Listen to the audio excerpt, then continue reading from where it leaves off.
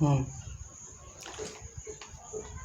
स्वामी कन्हैया दास की मानसिक स्थिति कैसा अनुभव होता है उस अखंडता के आलोक में? अनंत गैलेक्सियां और उन अनंत गैलेक्सियों में आपका आकाश गंगा एक है। असंख्य तारे हैं आपकी गैलेक्सी। कितने पिंड होंगे कहना मुश्किल है। उसमें से छोटा सा पिंड पृथ्वी। पृथ्वी के विकास और असंख्य जीव जंतु के बीच में मानव भी एक है, बिल्कुल नया जीव। और उन जीवों में मानव की उत्पत्ति सबसे बड़ा संयोग है, सबसे बड़ा उत्थान का आधार है।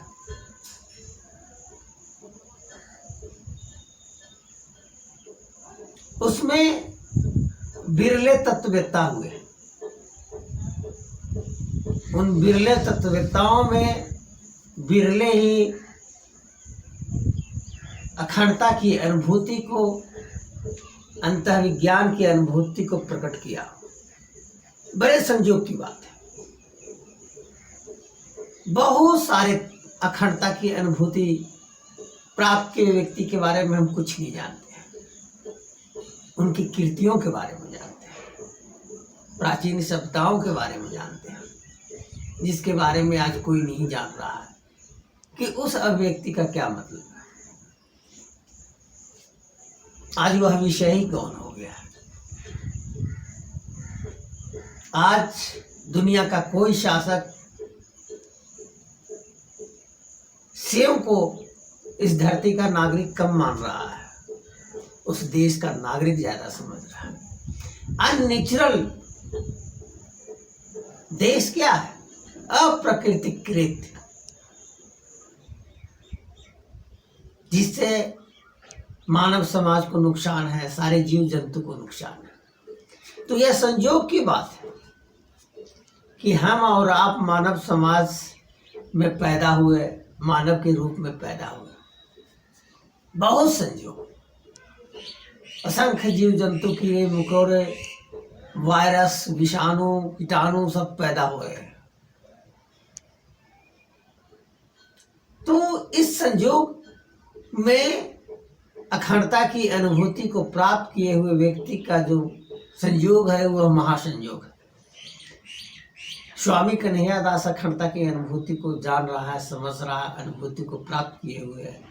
तो यह एक महासंयोग है। इस महासंयोग को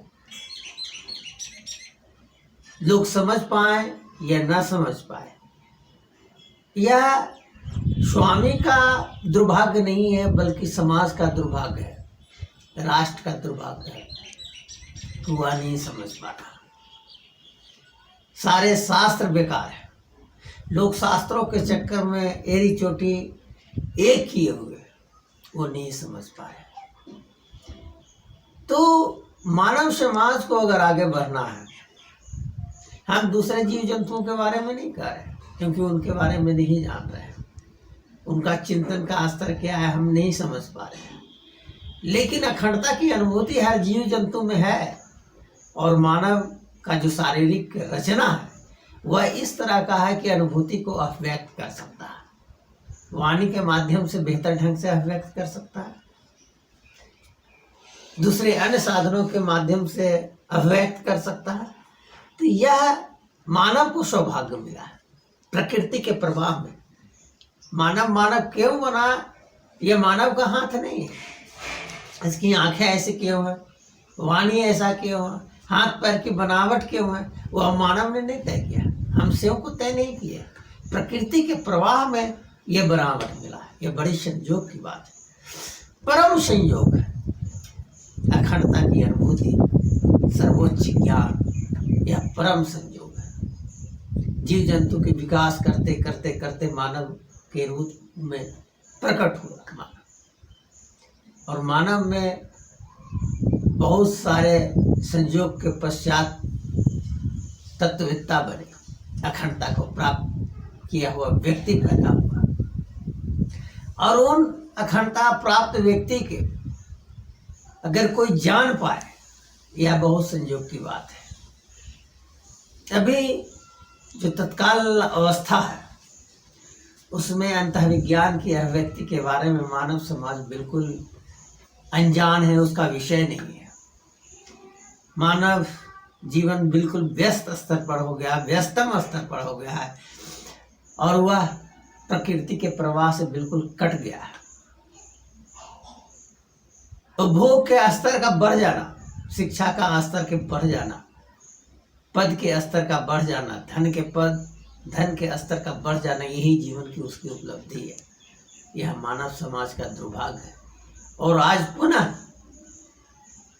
मानव समाज तब शीर्ष स्थिति में पहुंचेगा जब वह अखंडता की अनुभूति को प्रधान विषय मानेगा, सर्वोच्च ज्ञान के रूप में मानेगा। यही जीवन की उपलब्धि होगी और यही मानव समाज को शीर्ष स्थिति में, मानसिक रूप से शीर्ष स्थिति में ले जाने में कारगर साबित